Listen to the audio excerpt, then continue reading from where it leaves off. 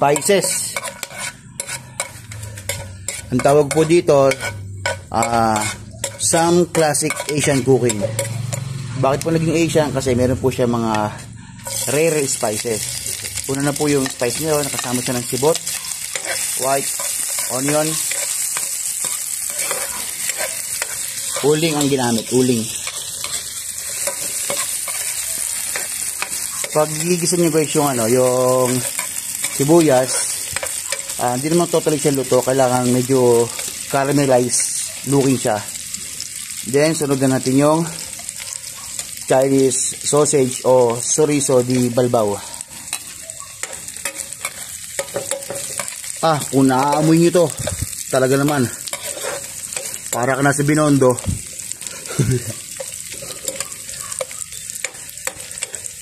Guys, ang kailangan na po dito hindi ganun kalakas, kaya uling ginamit namin, nasa mid heat lang siya.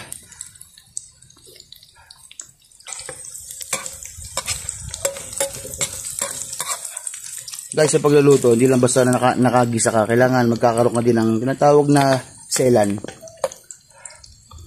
Alright, sunod natin ay sili o pepper, red pepper.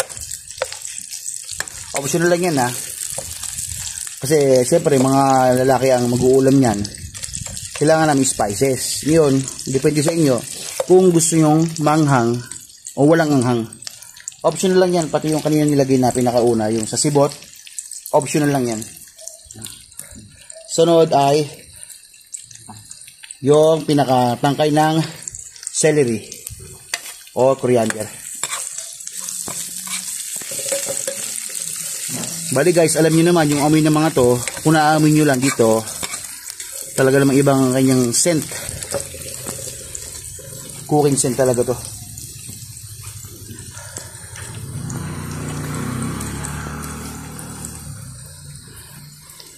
More veggies to guys. Napaka-healthy ng lutuin na to. Kasi alam niyo ba magandang benefits ng sibuyas, ng celery at sili sa katawan natin. Bali magiging meat lang namin dyan yung chorizo de balbao o Chinese sausage sa dark soy sauce. Alright, tipid nyo naman guys. Yan, tip ko nga pala guys, sa toyo kailangan siya niluluto, hindi yung basta nakalagay ka ng toyo sa lutuin. So sa small amount na toyo na nilagay, madali siya maluto. Ganda ng kulay, no? Green ang background, tapos colorful yung niluluto. Alright. Then, oyster sauce. Yung oyster sauce namin guys, talagang takal na takal yan. So, meron dyan sa mga tindahan na sachet, pwede mo na siyang gamitin. Remember Asian cooking to. Hindi natin kailangan masyado salty. And siyempre ang ating tofu as source of protein. Yun ang pinaka-meat natin. So total of 120 pesos ang natin ito, ang budget natin sa pagkain na to. Good for 3. Yan. Bali guys, chef nga pala nagluluto nito.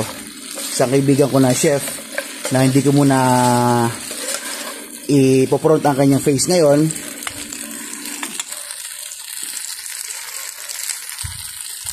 Kailangan mo natin ng more validation sa kanyang mga pagluluto.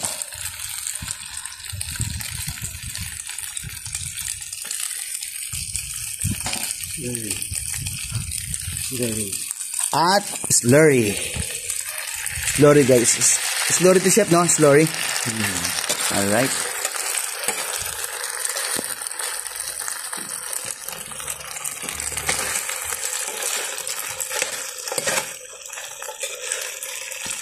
Para nakikita ko to, chef, mas magandang lutuin to sa sa slim plate. Hindi sa slim plate. Pwede yun, o sa wok. Alright. Guys, like nyo lang yung mga videos namin. Isang araw, po-provide kami ng wok. The more you view,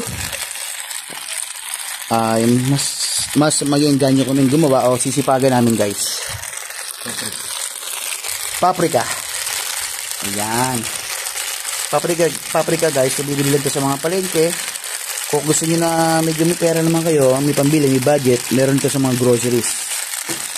Paprika.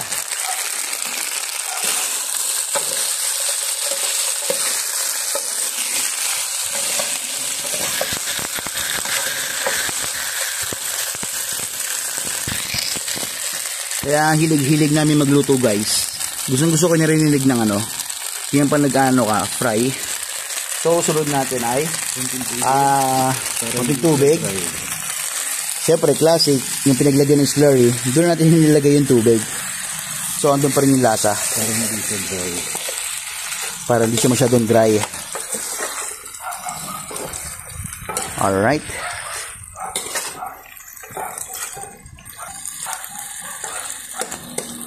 Then,